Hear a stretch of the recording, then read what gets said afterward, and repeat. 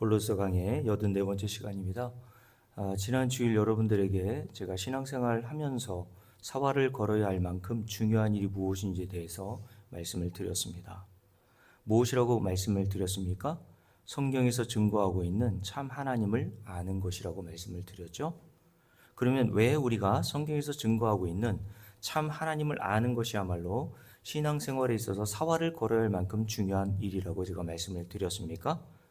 그 이유를 지난주에 세 가지를 정리해서 말씀을 드렸는데 중요하니까 오늘 요약하면서 오늘 말씀을 증거하도록 합니다. 첫 번째 이유는 잘 들으세요. 하나님을 바르게 알아야 그 하나님을 바르게 믿을 수 있기 때문이라고 말씀을 드렸습니다. 그리고 두 번째 이유는 하나님을 아는 것은 우리가 영생을 얻는 유일한 길이기 때문이라고 말씀을 드렸습니다. 이것은 제가 한 말이 아니라 우리 주님께서 요한복음 17장에서 택하신 제자들을 위해서 기도하시면서 하신 말씀입니다. 우리 주님은 영생이 무엇이라고 말씀하셨습니까? 먼저 인간은 어떻게 해서 영생을 얻을 수 있다고 생각하는지부터 먼저 생각해 보십시오. 인간 측에서 영생을 얻기 위하여서 무엇을 해야 한다고 생각을 합니다. 그래서 마가복음 10장에 등장하는 한 젊은 관원과 누가복음 10장에 등장하는 율법을 전문적으로 연구하던 율법 교사가 예수님께 찾아와서 동일하게 질문한 내용이 이거였죠. 내가 무엇을 하여야 영생을 얻을 수 있습니까? 라고 질문했단 말입니다. 여기 중요한 단어가 나오는데 무엇을 하여야 라는 단어라고 말씀을 드릴 수 있는 것이죠. 이것이 인간의 본성입니다. 인간은 자기가 무엇을 해야 영생을 얻을 수 있다고 생각을 한단 말이죠. 이 인간의 본성이 모든 종교 사상 안에 다 담겨 있다고 말씀을 드렸습니다. 그래서 모든 종교 안에는 인간이 무엇을 하느냐 하지 않느냐에 따라서 영생을 얻기도 하고 얻지 못하기도 하고 신으로부터 복을 얻기도 하고 복을 얻지도 못하기도 한다라는 식의 가르침이 있는 겁니다. 유대교를 비롯한 모든 종교 안에도요. 물론 지금 기독교 안에도 그런 식의 가르침이 난무하고 있기 때문에 기독교와 다른 종교가 구분이 안 될 정도예요. 제가 그래서 지난주에 말씀드렸지 않습니까? 이 세상보다 더 큰 문제는 교회라고 말씀드렸습니다. 교회가 하나님의 이름을 모독하고 있단 말이죠. 성경에서 말씀하고 있는 하나님을 모르니까 자기가 나름대로 세워놓았던 자기 본성에 나오는 그 하나님을 하나님으로 잘못 알고 열심을 다하여 섬기고 있는 형국입니다. 자, 그런데 우리 주님께서는 이 율법 교사와 그리고 젊은 관원에게 그리고 오늘날 저와 여러분에게 영생에 대해서 뭐라고 말씀하셨냐면 이렇게 말씀하셨죠. 영생은 곧 유일하신 참 하나님과 그가 보내신 자 예수 그리스도를 뭐하는 것? 아는 것이라고 얘기했습니다. 다시요. 영생을 얻고 얻지 못하느냐의 기준은 우리가 무엇을 하느냐 하지 않느냐가 기준이 아닌 거예요. 여러분들이 교회 생활을 10년, 20년 해왔느냐, 헌금을 얼마나 했느냐, 얼마나 전도했느냐, 그 무엇을 행한 일로 우리가 영생과 구원과 하나님 나라에 들어가는 기준으로 삼는 게 아니란 말입니다. 예수 그리스도께서 직접 요한복음 17장 3절에서 말씀하신 것처럼 영생을 얻는 유일한 길은 유일하신 참 하나님과 그리고 그가 보내신 자 아들이신 예수 그리스도를 아는 게 영생이라고 그랬어요. 이거는 두 가지가 아니라 그랬죠. 하나님도 알고 그 아들 예수도 알라는 게 아니라 하나님은 보이지 않는 영이신 분이시잖아요. 그래서 하나님은 보이지 않는 자기를 나타내시기 위해서 자기 아들을 육신의 모양으로 입고 이 세상에 보내셨단 말이에요. 그래서 우리가 유일하신 참 하나님, 영이신 하나님을 알 수 있는 유일한 방법은 예수 그리스도를 아는 길밖에 없어요. 예수 그리스도를 아는 게 곧 여러분이 영생을 얻은 거란 말입니다. 맞습니까? 그러면 예수 그리스도를 알려면 어디를 봐야 합니까? 불경을 보면 나옵니까? 몰몬경을 보면 나오나요? 코란을 보면 나옵니까? 성경을 봐야 되는 거예요. 왜요? 예수님께서 요한복음 5장 39절에서 제가 요한복음에서 가장 중요한 구절 몇 구절을 말씀드리면서 가장 첫 번째 구절로 요한복음 5장 39절이라고 말씀을 드렸습니다. 여러분들이 이 구절만 제대로 알고 이해해도 이 성경에서 말씀하고 있는 바가 무엇인지를 알 수 있어요. 근데 이것에 관심이 없으니까 그렇죠. 예수님께서 요한복음 5장 39절에서 직접 말씀하신 것이 유대인들에게 하신 말씀이에요. 너희는 성경을 열심히 연구하면서 영생을 얻으려고 노력해 보는데 이 성경이 누구에 대해서 증거하고 있는 줄 알아? 바로 나에 대해서 증거하고 있었던 거야. 근데 너희들이 영생을 얻기 위해서 나에게 오지는 않더라 라고 말씀을 하셨단 말이죠. 그러니까 여러분들과 제가 유일하신 참 하나님과 그가 보내신 예수 그리스도를 알 수 있는 유일한 길은 뭐밖에 없어요? 성경밖에 없습니다. 제가 좀 이따가 다시 설명해 드리겠습니다. 자, 그러니 다시 말씀드릴게요. 영생을 얻는 길은 유일하신 참 하나님과 그가 보내신 예수 그리스도를 아는 것이기 때문에 구원받은 강도가 그 모형으로 아무 한 일이 없잖아요. 그는 그렇잖아요. 하나님께서 뭘 하라고 하는 것을 해본 적이 없어요. 그게 잘했다는 게 아니라 모든 인간이 어떤 방식으로 영생을 얻는지를 설명해 주시기 위한 모형으로 등장하는 거란 말입니다. 그러니까 이렇게 생각하면 안 돼요. 아이 그럼 나 아무것도 안 해야지. 그게 예수 안 믿는 겁니다, 여러분. 예수를 모르는 거예요, 그게. 예수를 알면 그렇게 나올 수가 없어요. 적당히 믿자고요? 여러분들의 남편이 야 예수를 믿어서 그냥 적당히 믿어. 그러니까 적당히 믿으면 믿지 않는 남편들도 여러분들을 호응해주고 찬성해준단 말입니다. 아이 그 정도면 됐어. 주일날 한 번 정도 가서 예배 드려 주는 거 뭐 그게 대단해? 아이 그 정도 헌금 내는 거 그 정도면 괜찮아. 여러분 자신을 한번 돌아보시란 말이에요. 우리가 좀 전에 찬송을 불렀죠. 김성수 목사님이 돌아가시기 전에 이 곡을 작사하고 작곡했는데 이분이 그냥 작사한 게 아니라 꿈에서 환상 가운데서 하나님께서 이 노래 가사를 알려주시더래요. 물론 그렇게 해서 받아 썼든지 그분이 썼든지 관계는 없어요. 근데 이 가사 마지막 부분에 뭐라고 후렴에 기록되어 있나요? 여러분 정말로 천국 갈 준비되어 있나요? 저는 이 찬송을 오늘 예배 전에 부르면서 여러분들께 정말 묻고 싶어요. 여러분 정말 하나님 나라 갈 준비됐어요? 이렇게 교회에 앉아서 예배를 드리고 있는데 정말 여기 앉아있는 분들 중에 과연 몇이나 하나님 나라에 들어갈 수 있을까요? 예수님 아는 것이 영생이라고 그랬는데 여러분 정말 예수 그리스도를 알아요? 예수님 알기를 정말 얼마나 고민했나 라고 하는 그 가사처럼 정말 여러분 예수 그리스도를 아는 데 힘쓰고 있나요? 그게 영생이라면 그 영생의 가치가 중요한 것이라고 여러분들과 제가 안다면 어떻게 예수 그리스도를 아는 데 힘을 쓰지 않을 수가 있나요? 그러니 여러분 성경은 우리가 얼마나 무엇을 했느냐, 교회를 얼마나 다녔고 헌금을 얼마나 했으며 직분은 무엇이냐로 영생을 얻거나 심판을 받는 것이 아니라고 이야기를 하면서 다시 말씀드릴게요. 예수 그리스도를 아는 것이 곧 영생이라고 했단 말입니다. 그래서 여러분들이 하나님 집에 하나님이 우리를 부르실 때가 가까우는데 여러분들이 하나님 집에 들어가기 위한 유일한 방편은 다른 게 없어요. 이 세상에서 하나님의 아들 예수 그리스도를 아는 겁니다. 여러분들이 예수 그리스도를 알지 못하고 이렇게 교회에 앉아 있고 오랫동안 교회 생활을 해온다 하더라도요. 여러분 하나님 나라 못 들어갑니다. 여러분들이 알지 못한 하나님은 그거 하나님 아니라 요한복음 8장에서 예수님께서 유대인들을 향해서 그것도 성경을 잘 알고 하나님을 알고 있다고 생각했던 유대인들을 향해서 너희들이 섬기는 그 아버지는 마귀야 라고 하는 말씀을 들을 거란 말이죠. 그래서 여러분들이 죽어서 자기의 아버지라고 해서 아버지 하고 달려갔는데 마귀가 그 옆에 딱 여러분들을 맞이해 준다고 생각해 보세요. 오, 친구가 왔니? 반갑다.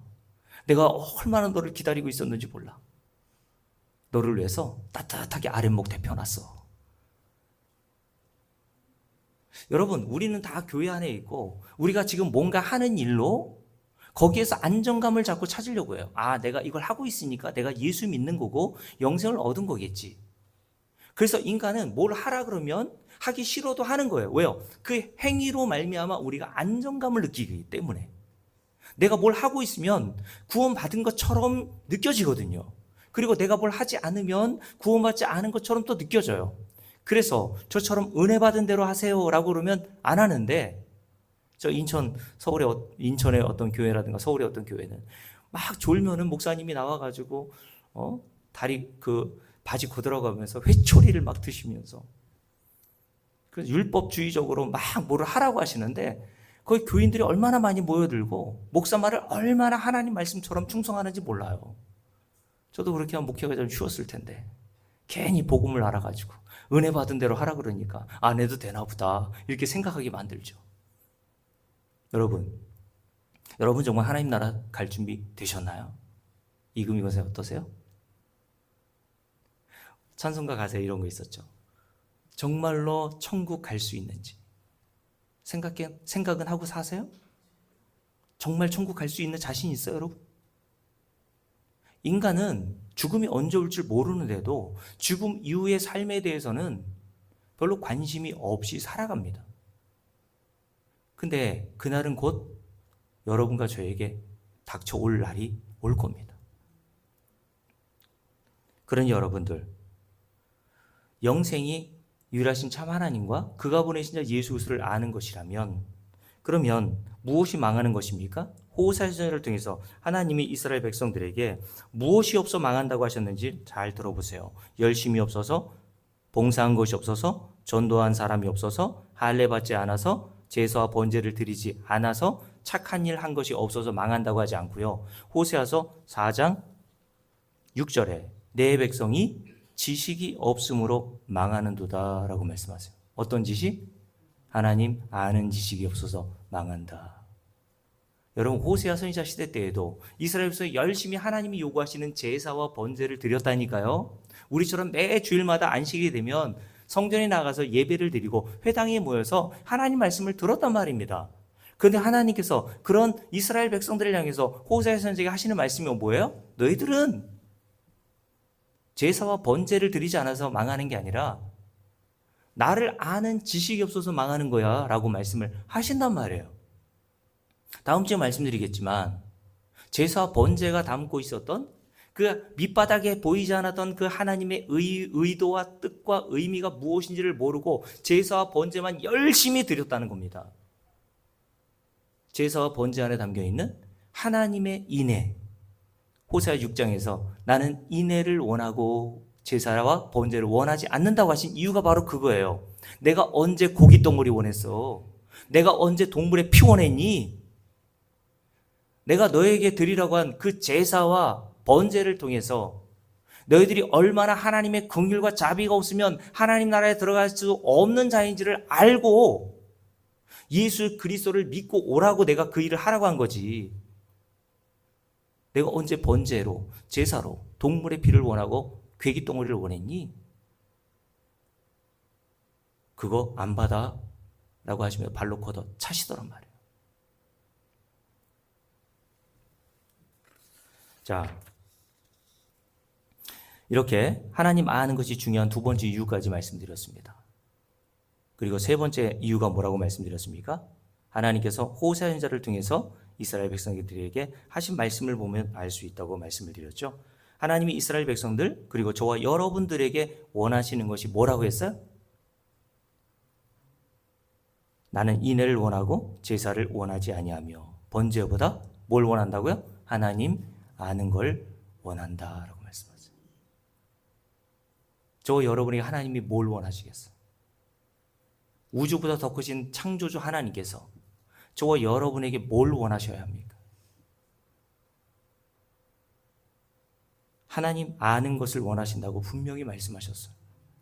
그러면 하나님 아는 것을 원하신다는 것은 하나님이 기뻐하시는 게 뭐라는 거예요? 나를 아는 거야 라는 말씀이잖아요.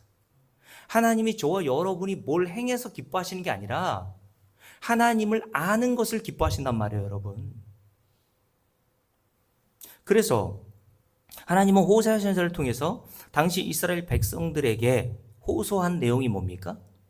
여호와를 알자, 힘써 여호와를 알자. 여기서 알자라고 하는 단어가 두 번 등장하는데 강조용법입니다. 제가 지난주에 말씀드렸죠. 여기서 말하는 알자라고 안다는 뜻은 지식 정보로 아는 것을 얘기하는 게 아니라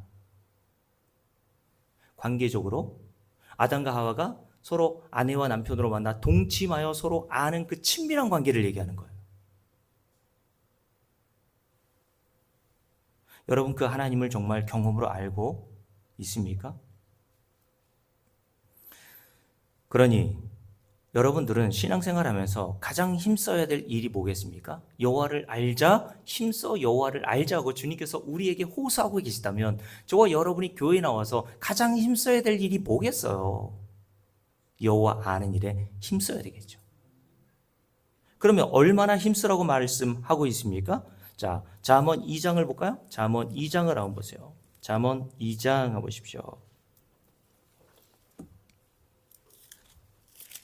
잠언은 지혜의 왕으로 불리는 솔로몬이 지은 지혜서라고 이야기를 합니다. 잠언 2장을 한번 보십시오. 얼마나 우리가 하나님 아는 것에 힘써야 되는지를 이렇게 비유적으로 설명하고 있습니다. 자, 1절부터 함께 읽습니다. 내 아들아, 네가 만일 나의 말을 받으며 나의 계명을 내게 간직하며 내 귀를 지혜에 기울이며, 여러분 잠언에서 등장하고 있는 지혜, 명철, 지식이라는 단어는 그냥 예수 그리스도라고 보시면 돼요. 거기다 써놓으세요. 예수 그리스도. 예수 그리스도를 아는 게 영생이고 예수 그리스도를 아는 게 성경에서 우리에게 주시는 지혜란 말입니다. 그래서 에베소 1장에 보면 사도 바울이 에베소 교회 성도들을 위해서 기도할 때 지혜와 계시의 영, 성령을 이렇게 표현했어요. 성령께서는 우리에게 지혜를 주시는 영으로서 그 뒤에 뭐라고 되어 있냐면 사도 바울이 에베소 교회 성도들에서 기도할 때 그 지혜와 계시의 영이신 성령을 너희에게 주사 하나님을 알게 하시기를 원한다고 했단 말이에요. 자, 함께 읽습니다. 2절, 내 귀를 지혜에 기울이며 내 마음을 명철에 두며 지식을 불러 구하며 명철을 얻으려고 소리를 높이며 은을 구하는 것 같이 그것을 구하며 감추인 보배를 찾는 것 같이 그것을 찾으면 여호와 경외하기를 깨달으며 하나님을 알게 되리니라고 이야기를 했죠. 여러분 5절과 6절을 공동번역성경에서는 이렇게 번역했습니다. 은을 찾아 헤매듯 그것을 구하고 숨은 보화를 파헤치듯 그것을 찾아라. 그래야 눈이 열려 야훼 두려운 줄 알게 되고 하나님이 어떤 분이신지를 알게 되리라 라고 이렇게 번역했습니다. 여러분, 솔로몬은 지혜로 묘사된 하나님을 아는 것, 예수 그리스도를 아는 것에 힘쓰는 것을 은과 금을 구하는 것으로 비유하고 있습니다. 왜 그랬겠습니까? 여러분, 솔로몬이 잠언을 쓸 당시인 지금으로부터 수천 년 전의 사람들이나 지금의 사람들이나 가장 좋아하고 사랑하는 것이 뭡니까? 가장 좋아하고 여러분이 사랑하는 게 뭐예요? 주 예수보다도 귀한 것은 많네. 그죠? 그 중에 제일 귀하게 여기는 게 뭡니까? 인간이? 은, 금, 돈이란 말입니다, 여러분. 여러분 안 그러나 보네요.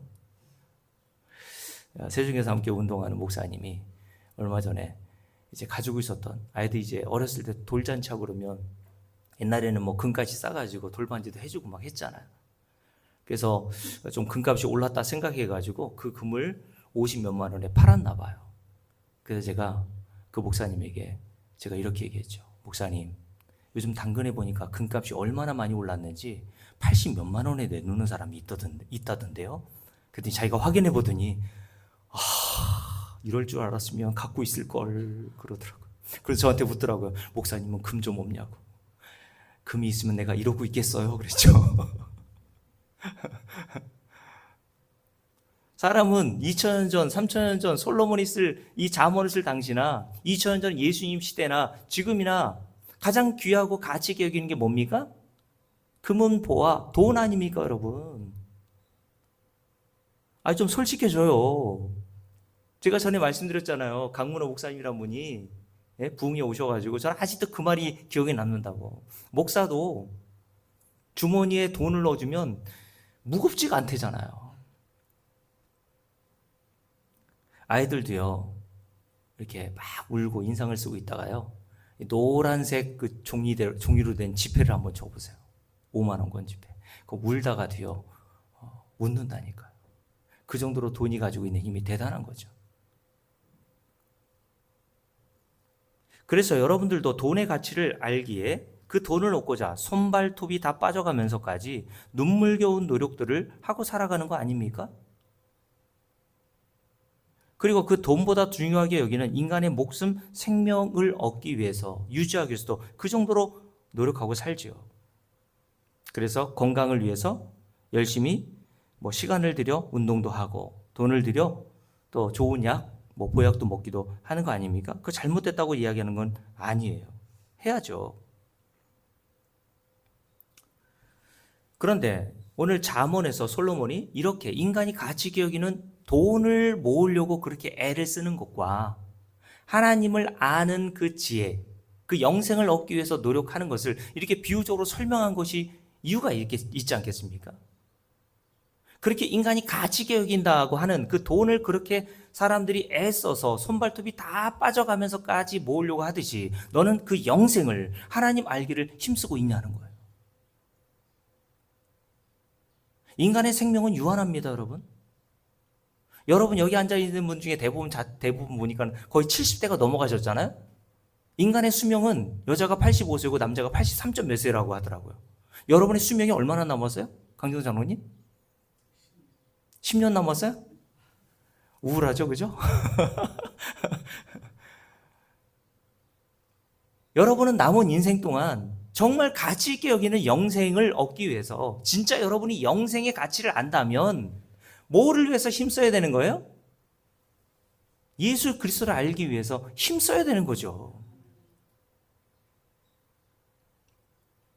그러니 영생의 가치, 구원의 가치, 하나님 나라에 들어가는 것이 얼마나 대단한 일인지를 모르는 사람들은요, 이런 수고 안 합니다.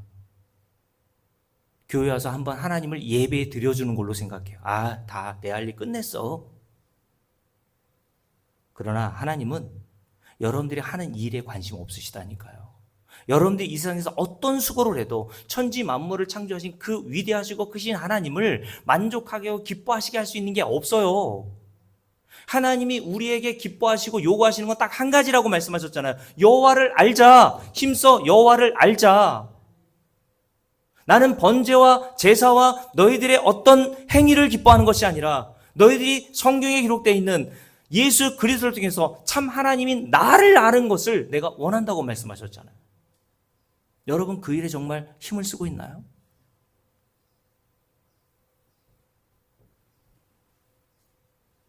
그러니 여러분 마태복음 7장에 보면 그날에 예수님께서 많은 사람들이 내게 와서 주여 주여 하면서 자기가 한 일을 쫙 읊어댈 텐데 주의 이름으로 귀신 쫓아냈고 주의 이름으로 권능 행했고 주의 이름으로 복음도 전했고 막 이런 얘기를 하지 않습니까? 근데 주님께서 그들을 향해서 뭐라고 하십니까? 난 너 몰라. 너 나 알아? 그 말입니다. 이 안다라고 하는 뜻은 관계적 알미라고 그랬죠. 여러분 이재명 대통령 압니까 모릅니까? 다 안다고 해요. 근데 이재명 대통령이 여러분 알아요? 모르잖아요. 그건 아는 게 아니란 말입니다. 여러분들이 이재명 대통령 아나 그분 알아라고 하는 거는요, 그냥 지식 정보로 그분이 이 겉으로 나타나는 그걸 안다는 얘기지. 이재명 대통령의 아내인 김혜경 여사가 아는 것과 같이 우리는 모른단 말입니다. 진짜 아는 거는요, 김혜경 여사가 이재명 대통령과 부부관계로 살아보면서 경험하여 아는 걸 아는 거라고 말하는 거예요.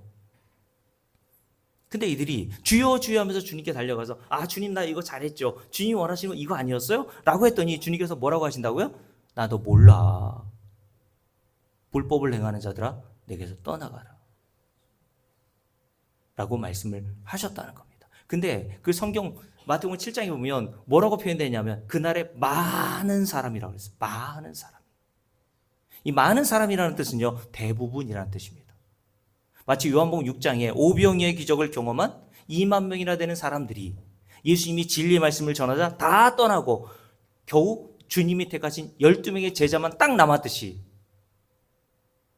그냥 100명 중에 50명 정도가 떠나는 게 아니라 많은 사람이 다 떠나간 것처럼 주님을 아는 자가 교회 안에 극히 드물다는 거예요. 근데 입으로는 이들도 다 그날에 많은 사람이 주여 주여 했단 말입니다. 우리도 교회 생활 좀 오래 한 사람들은요, 그냥 뜻과 의미도 모르게 무슨 일만 당하면 주여 주여 그러잖아요. 그들도 그랬단 말이에요.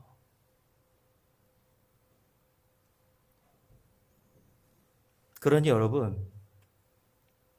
여러분이 만약 영생의 가치를 정말 알고 하나님 아는 일에 지금 힘쓰고 애쓰고 있다면 그것이 하나님이 여러분에게 주신 복입니다.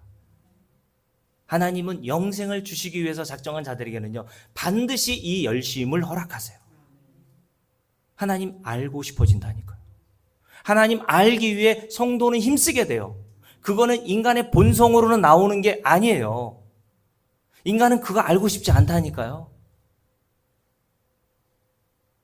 그래서 하나님은 택하신 자들에게만 성경에 기록되어 있는 하나님 자신을 예수 그리스도 자기 아들을 통해서 드러내십니다.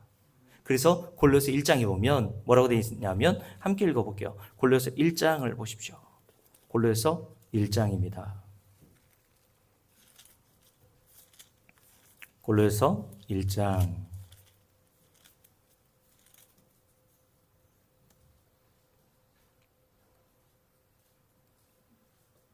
자, 골로새 1장 함께 읽습니다. 26절 함께 읽을게요. 이 비밀은 만세와 만대로부터 감추어졌던 것인데 이제는 누구에게 나타나세요?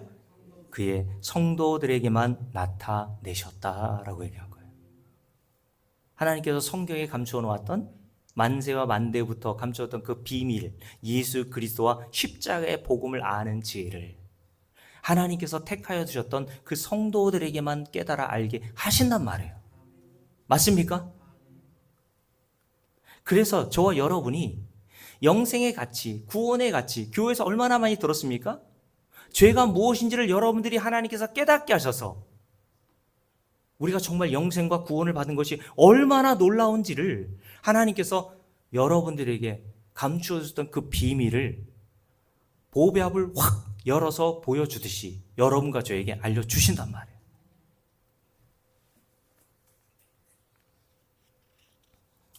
그래서 감사한 일은 우리 최금석 집사님 같은 경우에는 어떻게 해서든지 복음을 듣고자 직장에서 부여해준 연차를 사용해서 매 주일 예배를 빠지지 않으려고 부단히 애를 쓰고 있고,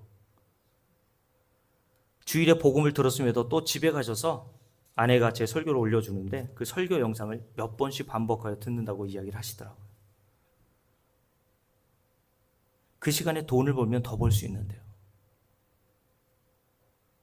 그리고 복음이 무엇인지 모르며 괴로워하며 교회만 다니던 자신에게 복음을 알게 해주신 하나님께 감사하고 목사인 제게도 감사하다고 이야기를 하시더라고요.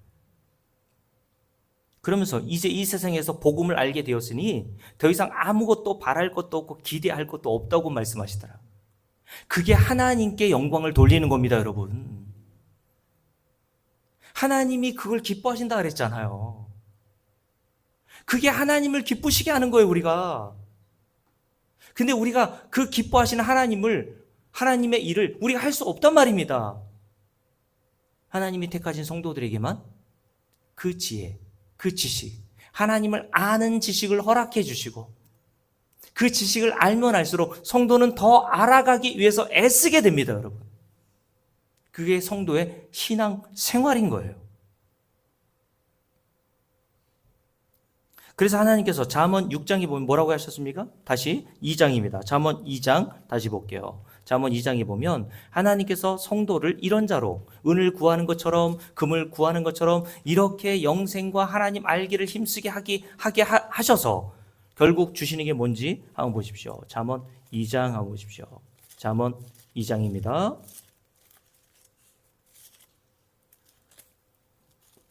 잡히셨죠? 6절부터 함께 읽습니다. 자, 5절부터 읽을게요. 여호와 경외하기를 깨달으며 하나님을 알게 되리니. 이게 뭐라 그랬습니까? 거기다 써놓으세요. 영생이라 그랬잖아요.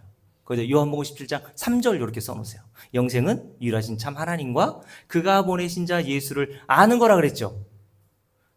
그러니까 하나님께서 은을 구하는 것처럼 금을 구하는 것처럼 하나님 알기를 힘쓰는 자들에게 영생을 주실 거야 라고 말씀하신 거예요. 이것보다 더 큰 복이 어디 있어요, 여러분? 교회 와서? 그러면서 이렇게 말씀하시죠. 6절 함께 했습니다. 대저 여호와는 뭐를 주세요? 지혜를 주시며. 누가 주시는 거예요? 여호와 하나님이 주시는 거예요. 그거는 지혜가 뭐라 했습니까? 예수 그리스도를 알고 그 하나님을 아는 게 성경에서 말하는 지혜라 그랬잖아요. 그게 영생이고, 근데 그 영생과 지혜는 하나님이 우리에게 주시는 거지 우리가 그것을 노력하고 수고하여 획득하여 얻는 게 아니란 말입니다, 여러분. 인간은 그걸 구하지도 않는다 그랬잖아요. 함께 읽습니다.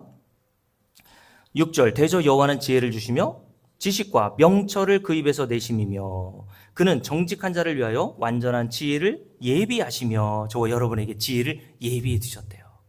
내가 너를 이걸 예비해 뒀어. 하나님 아는 걸 얘기하는 거죠.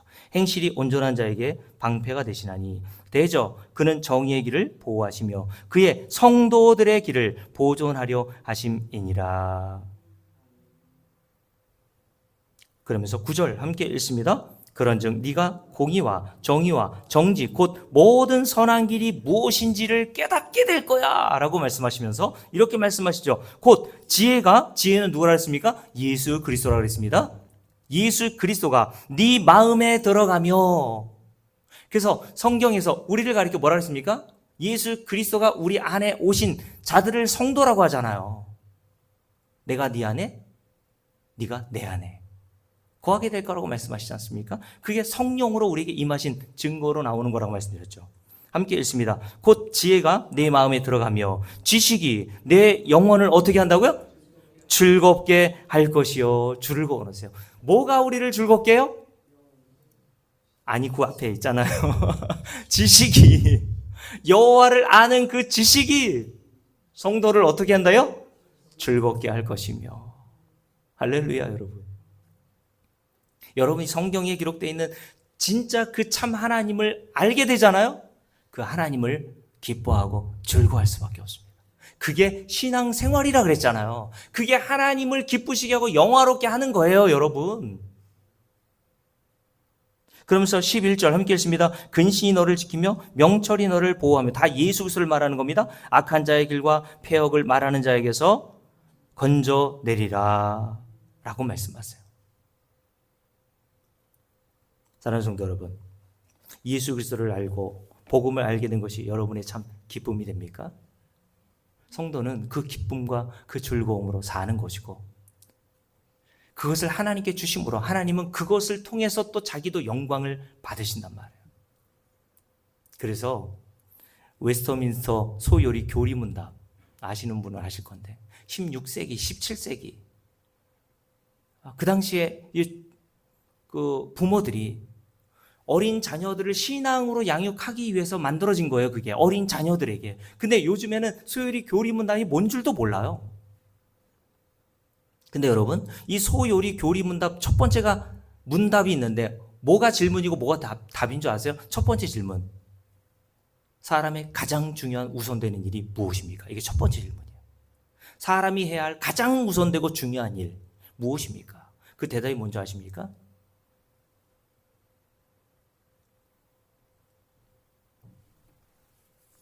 그 대답이 이렇게 기록되어 있어요. 제가 읽어드릴게요. 하나님을 영화롭게 하는 것과 영원토록 그를 즐거워하는 것입니다. 이게 대답이에요. 그래서 부모가 자녀들에게 묻는 거예요. 야, 너 인생에서 가장 중요한 일이 뭐니? 그러면 자녀들이 요 말대로 외워야 됩니다. 하나님을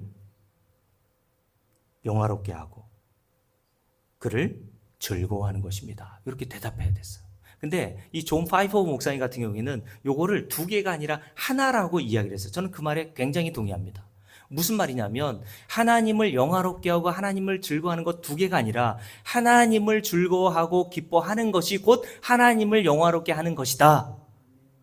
저는 이 말에 굉장히 동의합니다. 여러분들이 이 세상에서 성경을 통해서 지식, 예수 그리스도를 알고 하나님을 알잖아요. 그 지식으로 말미암아 그 은혜를 주신 하나님을 기뻐하고 즐거워하잖아요. 그게 하나님을 영화롭게 하는 겁니다, 여러분. 제가 두 번에 걸쳐서 말씀드렸잖아요. 천지 만물을 창조하신 하나님께서 저 여러분이 뭘 바라시겠습니까? 그분은 아무것도 부족한 것이 없으신 분이에요. 피조물인 저와 여러분에게 그 천지 만물을 창조하신 하나님이 유일하게 원하시는 것, 영광을 받으시는 건 다른 게 아닙니다. 하나님을 알고 그 하나님을 기뻐하며 즐거워하는 것이 하나님을 진짜 영광스럽게 하고 영화롭게 하는 거예요. 이런 말 여러분이 지금까지 교회에서 들어본 적 있어요?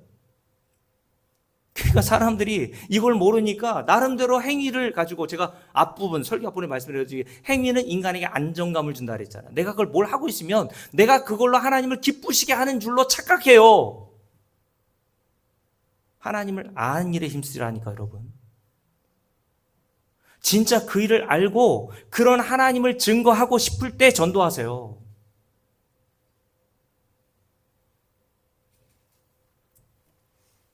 그래서 하나님이 우리에게 주신 게 뭐라고요? 하나님을 이렇게 즐거워하게 하기 위해서, 하나님을 깨달아 알게 하시기 위해서 주신 게 유일한 게 뭐라 그랬어요? 저 여러분이 들고 있는 성경이라 그랬잖아요. 맞습니까? 에이, 아무리 그래도 그렇지 성경밖에 없을래나?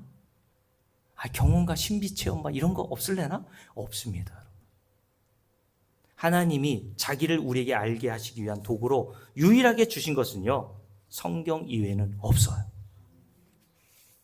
물론 우리의 일상생활 속에서 경험으로 하나님을 알기도 합니다. 근데 그런 것들은요, 시간이 지나면 다 잊어버리고 훼손되고, 그리고 어떨 때는 오염될 때가 있어요. 하나님께서 저와 여러분에게 영생을 주시기 위해서 창세전에 택하여 두셨던 성도들에게 자신을 알게 하기 위해서 주신 것이 뭐라고요? 성경입니다. 믿습니까? 다른 데 아멘 하지 마시고 이런 데 아멘 하시길 바랍니다. 그래서 하나님께서 바울을 통해서 영적인 아들인 디모데에게 쓴 서신인 디모데후서 3장 14절과 16절에서 이렇게 이야기했습니다. 제가 읽어드릴게요. 그러나 너는 배우고 확신한 일에 거하라. 너는 네가 누구에게서 배운 것을 알며 또 어려서부터 성경을 알았나니 성경은 능히, 중요한 단어입니다. 성경은 능히 충분하다는 뜻이에요. 이게. 성경은 이것을 얻게 하기 위해서 충분해. 너는. 그러면서 이렇게 얘기합니다. 성경은 능히 너로 하여금 그리스도 예수 안에 있는 믿음을 준다는 거예요. 믿음으로 말미암아 그 뒤에 나오는 단어가 구원에 이르는 지혜가 있게 하느니라 라고 되어 있어요. 다시요. 모든 성경은 능히 너로 하여금 그리스도 예수 안에 있는 믿음으로 말미암아 구원에 이르는 지혜가 있게 하느니라. 능히는 무슨 뜻이라고요? 충분하다라고 하는 뜻이라고 했어요. 성경은 예수 그리스도를 믿어 구원에, 영생에 이르도록 하는데 충분합니다.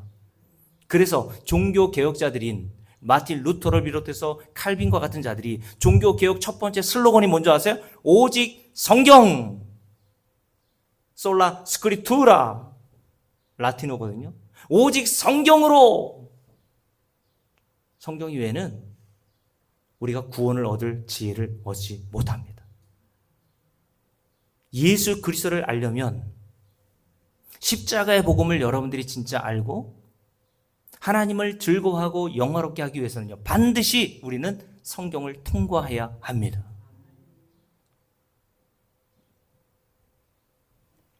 그래서 모든 성경은 결국 누구를 담고 있어야 돼요?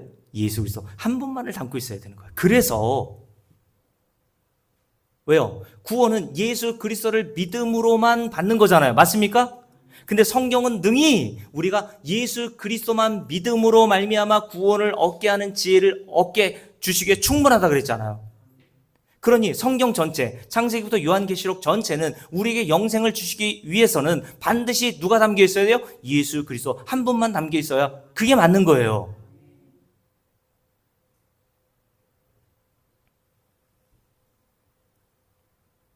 그러니 여러분, 이 사실을 여러분들이 믿는다면 하나님께서 여러분과 제게 주신 이 성경보다 영생, 즉 하나님을 아는 데 필요하고 확실한 것은 더 있습니까? 없습니까? 없습니다. 성경으로 충분합니다. 그래서 사도 베드로가 초대교회 성도들에게 쓴 서신인 베드로후서 1장을 볼까요? 베드로후서 1장을 봅시다. 베드로후서 1장에 보면 사도 베드로가 이렇게 얘기했어요. 베드로후서 1장 한번 보십시오. 자, 사도 베드로는 예수님과 함께 3년 6개월 정도 동행하면서 예수님이 행하신 수많은 기적과 체험을 경험했죠. 그러고도 예수가 누군 줄을 몰랐어요. 이게 인간의 실상이란 말입니다. 근데 성령이 임하고 나서야 베드로가 예수 그리스도가 누구인 줄 알고 십자가의 의도를 깨달게 되고 난 다음에 사도 베드로가 이런 얘기를 했습니다. 자, 함께 읽어볼게요. 자, 베드로서 1장 한번 펴보세요. 어디를 읽냐면, 자, 함께 읽습니다. 10절입니다. 16절, 1장 16절, 베드로후서 1장 16절 함께 읽습니다. 우리 주 예수 그리스도의 능력과 강림하심을 너희에게 알게 한 것이 교묘히 만든 이야기를 따른 것이 아니요 우리는 그의 크신 위엄을 어떻게 했어요? 친히 보았다라고 했어요. 친히 목격했어. 이들은 진짜 목격자란 말입니다. 어떤 것을 목격했냐면 17절 함께 했습니다. 지극히 큰 영광 중에서 이러한 소리가 그에게 나기를 이는 내 사랑하는 아들이요 내 기뻐하는 자라 하실 때에 그가 하나님 아버지께 존귀와 영광을 받으셨느니라. 이 소리는 우리가 그와 함께 거룩한 산에 있을 때에 하늘로부터 난 것을 들은 것이다 라고 되어 있어요. 이게 어떤 사건이냐면 예수님과 함께 베드로와 사도 야고보와 요한이 변화산에 올라갔을 때 예수님이 변모하시는 모습을 직접 목격했다는 겁니다. 예수님이 눈보다 더 양털보다 더 흰 옷을 입고 변모한 부활할 모습을 직접 이들이 본 거예요. 그리고 이들은 직접 하늘에서 우리 주님께 하시는 말씀을 듣기도 했습니다. 어떤 말씀? 이는 내 사랑하는 아들이요 내 기뻐하는 자라. 그의 말을 들으라 라고 하는 그 하나님의 음성을 그 변화산에서 직접 눈으로 보고 들었단 말입니다.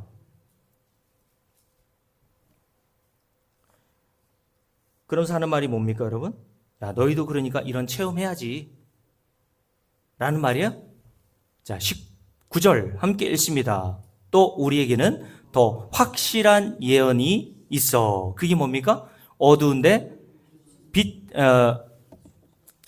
비추는 등불과 같으니 날이 새어 샛별이 너희 마음에 떠오르기까지 너희가 이것을 주의하는 것이 옳으니라 라고 얘기했습니다. 여기서 예언이라는 것은 그냥 무슨 다른 사람의 어떤 미래를 알아맞춘다는 얘기가 아니라 거기 써놓으세요. 그냥 하나님의 말씀인 거예요.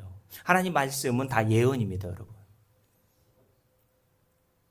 근데 사도 베드로가 뭐라고 얘기했습니까? 내가 직접 눈으로 보고 직접 목격한 그리고 직접 들은 그것보다 더 확실한 게 있어.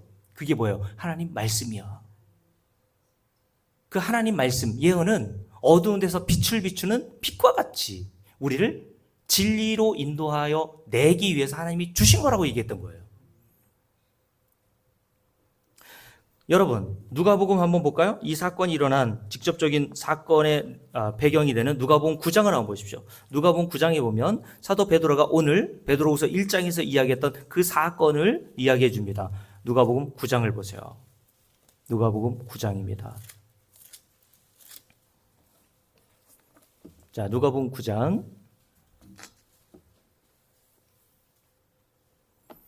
자, 9장 28절부터 36절까지의 내용입니다. 거기다 이렇게 써놓으시면 되겠죠. 베드로후서 1장 몇 절부터 몇 절.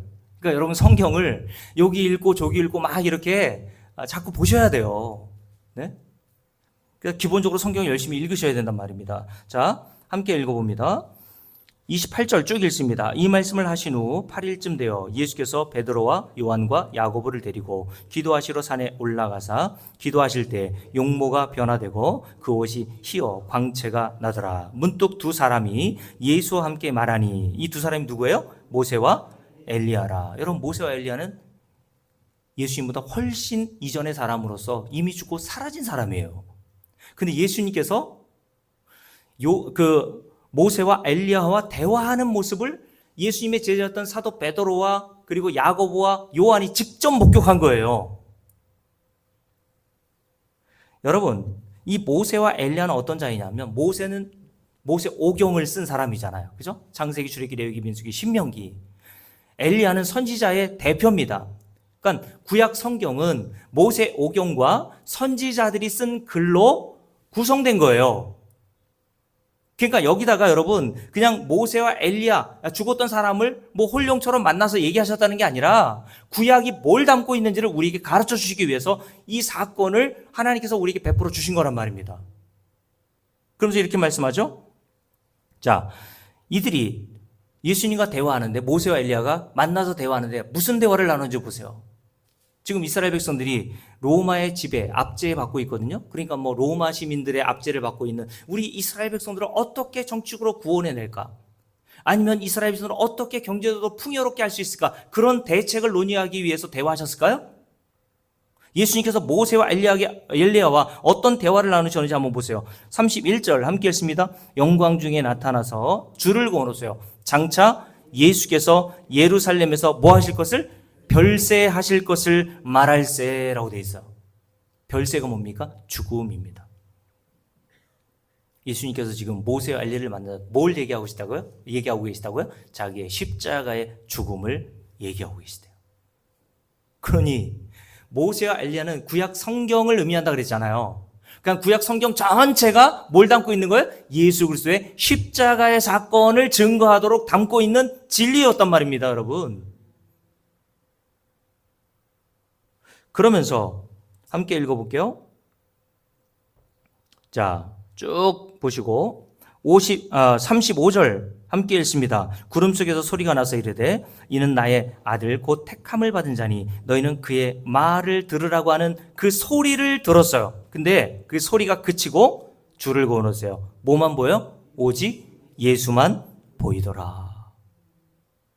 엘리야와 모세는 뿅 하고 사라지고 누구만 있어요? 예수 그리스도 홀로 계시더라. 오직 예수만 보인다. 제가 달력 그 맨 위에 우리 교회 그 주제 비슷하게 이렇게 써놨는데 오직 예수만 보이더라. 이 말씀이거든요. 무슨 말입니까? 여러분 구약에 여러 인물들이 등장합니다. 다윗을 비롯해서 아브라함, 다니엘, 에스더, 욥 여러 인물들이 등장해요. 그러나 이들은 다 어떤 인물들입니까? 예수 한 분과 십자가의 사건을 증거하기 위해서 잠깐 있다가 사라져야 될 엑스트라였습니다. 여러분들은 성경에서 그들을 주목하면 안 돼요.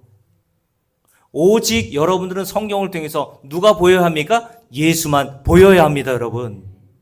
그래서 사도 바울이 다메섹으로 예수 믿는 자들을 잡으러 가다가 부활하신 예수를 만나고 나자 눈이 어두워지고 맹인이 돼버리죠. 그게 그 사도 바울의 실상이었다는 것을 보여주는 거예요. 그러고 나서 예수 그리스도께서 그의 맹인 되었던 눈을 다시 보게 하시죠. 그러고 나서 사도 바울이 다메섹에 들어가서 성경을 가지고 누굴 증거합니까? 예수 그리스도는 하나님의 아들이심을 증거했어요. 하나님께서 여러분의 눈을 뜨게 하셔서 성경에서 예수를 보게 하시길 바랍니다. 예수만 어떻게 했다고요? 보이더라. 다윗, 다니엘 보이면 안 돼요. 그들은 잠깐 있다가 사라져야 될 엑스트라의 역할을 하고 있었을 뿐이라니까 여러분. 여러분 영화나 드라마에 보면 수많은 주연을 돋보이게 하는 조연들이 등장을 해요. 엑스트라들이. 그들은 잠깐 있다가 다 사라지거나 죽어야 될 사람들입니다. 그죠? 근데 엑스트라가 안 죽으면 어떻게 해요? 영화 망치는 겁니다. 이 세상 모든 만물은요, 그래서 예수 그리스도 한 분만을 증거하기 위해서 창조된 겁니다. 맞습니까? 저와 여러분을 하나님께서 이 세상에 창조해 내신 것도 예수 그리스도 이 한 분만을 알게 하시기 위해서 우리를 이 세상에 보내주신 거라니까요. 이건 제가 한 말이 아니라요. 골로새 1장을 볼게요. 골로새 1장을 보십시오. 사도 바울이 골로새 1장에서 이렇게 이야기했어요. 골로새서 1장을 보십시오. 자, 드디어 맹인이었던 사도 바울이 눈을 뜨게 돼요.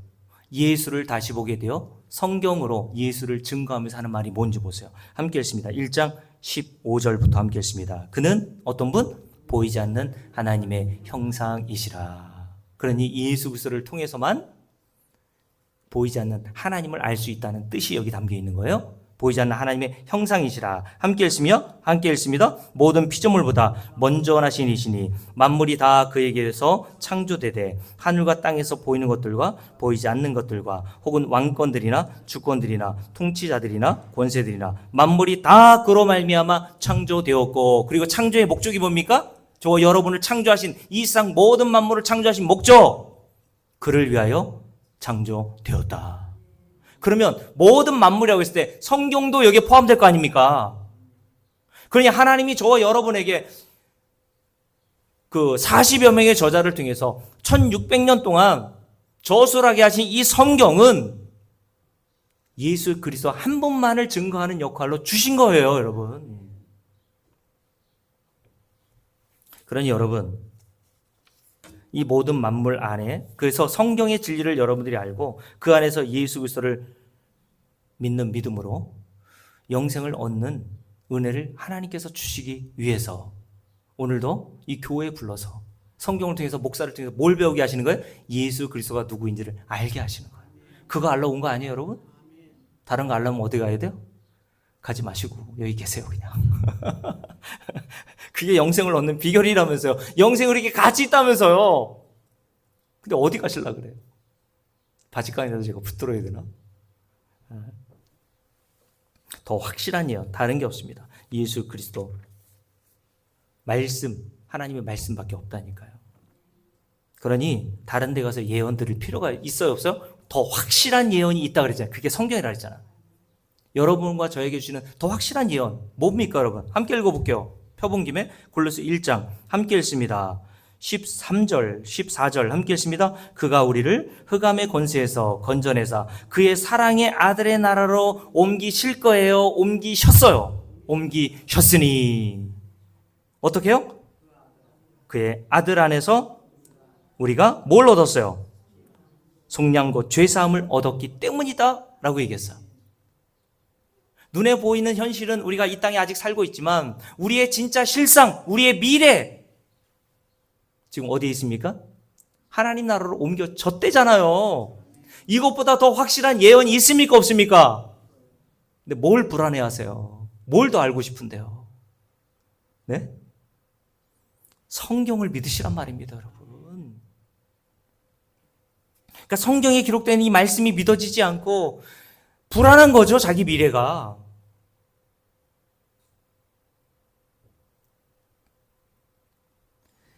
여러분, 그러니 이제 말씀 마칠게요. 신앙생활은 뭐라고요? 예수 그리스도를 알아가는 겁니다.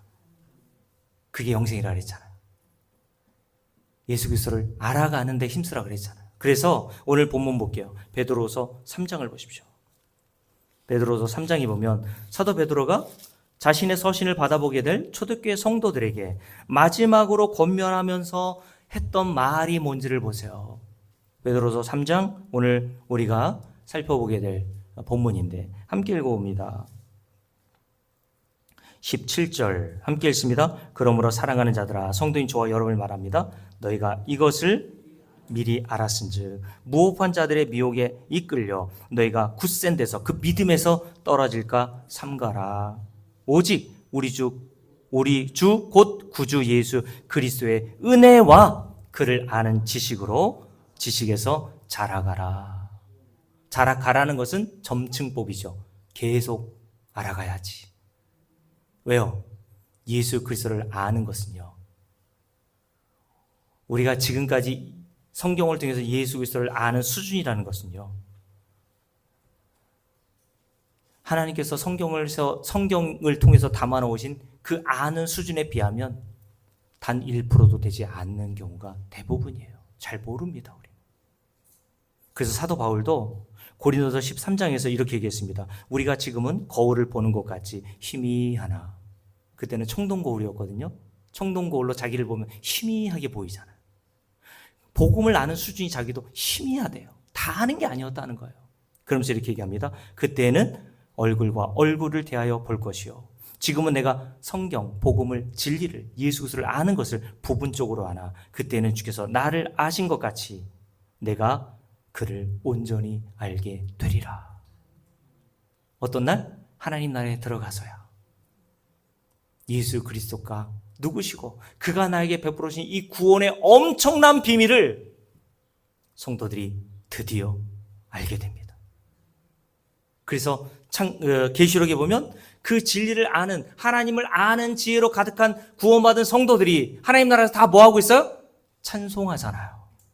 찬송밖에 할 게 없어요, 성도는. 그게 하나님을 영화롭게 하는 겁니다, 여러분. 그래서 마가복음 마지막으로 8장을 보고 마칠게요. 마가복음 8장에 보면요, 이런 인간의 모형으로 등장하는 한 사람이 등장하는데 맹인입니다.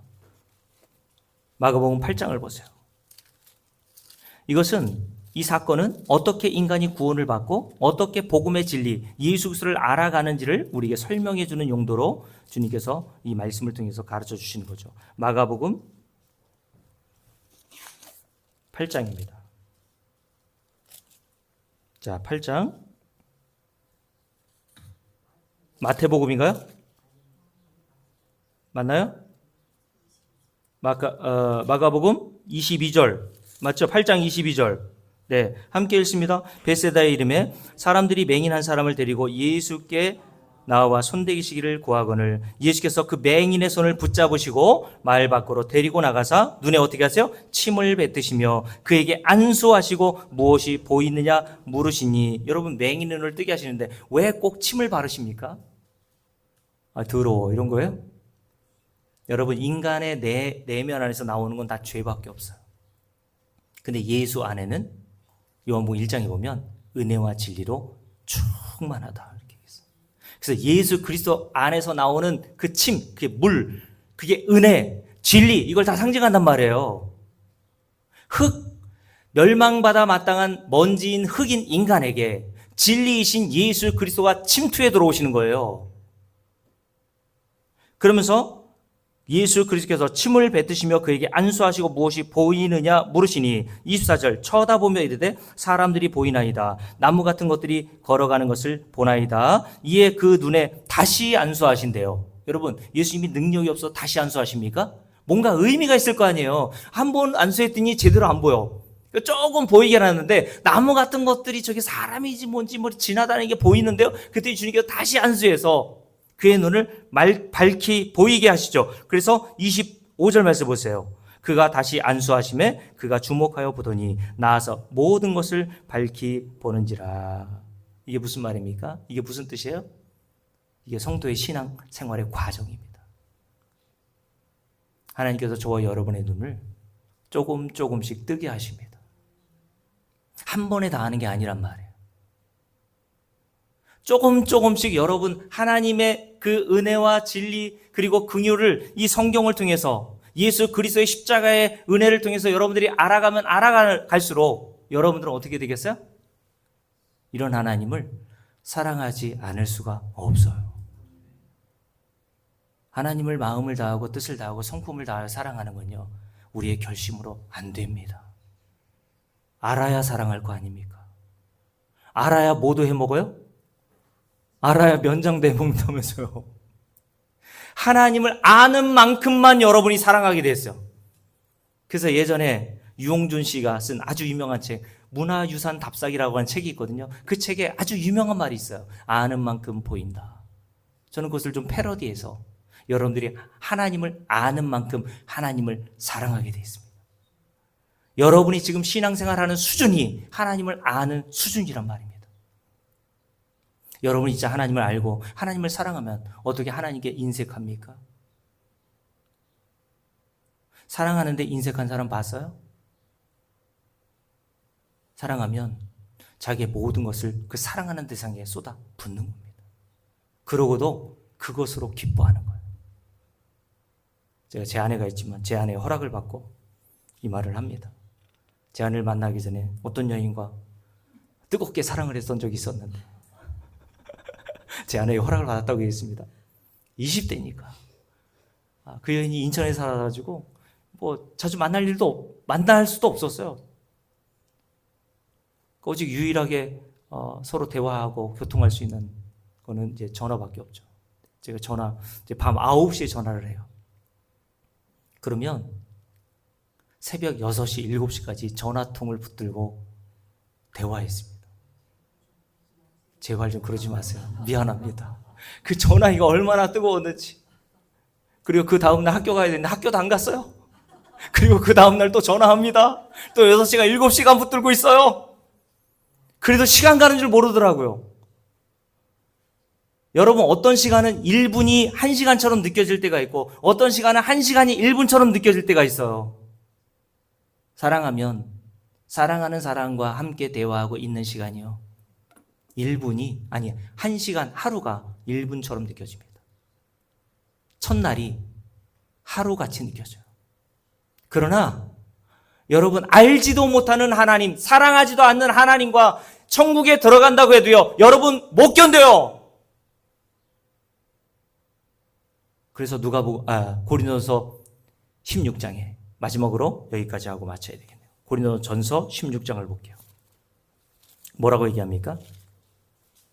고린도전서 16장.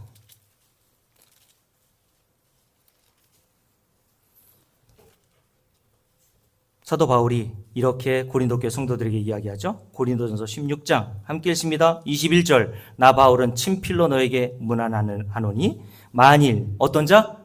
누구든지 줄을 그어놓으세요. 줄을 어떤 자? 사랑하지 아니하는 자는 저주를 받을지어다. 우리 주여 어서 오시옵소서. 사도 바울은 주님이 누군 줄 알았어요. 그래서 자기의 생명을 드리는 것도 아깝지 않았습니다. 알면 이런 사랑이 나오는 겁니다. 알면 사랑하게 되고 사랑하는 만큼 그에게 나오는 거예요. 그게 성도의 신앙 생활입니다. 그래서 시간 없으니 찾아보진 않겠지만 빌립보서 1장에서 사도 바울이 감옥에 있었을 때 가장 자기의 소망과 소원이 뭐라고 하는 줄 아세요? 감옥에 있어서 빨리 풀려나는 게 아니라 차라리 세상을 떠나서 그리스도와 함께 있고 싶다. 이게 복음을 알고 예수 그리스도를 알고 하나님을 아는 자들의 고백입니다. 이런 은혜를 여러분들이 누리게 되게 하나님께서 은혜를 주시기를 주의 이름으로 축복합니다. 이것보다 더 큰 은혜가 없어요. 누구든지 어떤 자가 주를 사랑하지 않는 자는 저주를 받아요. 그러면 사랑하는 자는 영생과 복을 받는 겁니다. 우리 찬송가 314장 찬송하고 마치겠습니다.